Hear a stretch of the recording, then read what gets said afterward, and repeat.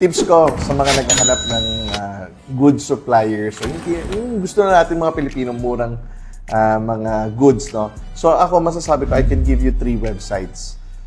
Ang first website is 1688. So, 1688, pwede ka doon mag-canvas.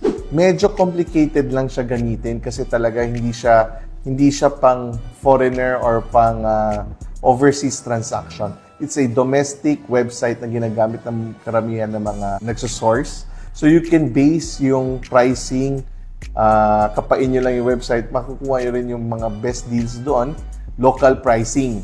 Second, you can use Alibaba. Sa Alibaba naman, pwede mo, once nakuha mo na yung gusto mong presyo na na-research mo na sa 1688, pwede mo gamitin yung negotiation skills mo sa Alibaba to communicate to the client using na nakuha mong desired price on the same product. So, everything is negotiable in Alibaba. The third is pwede ka gumamit ng Taobao. Taobao is kung gusto mo very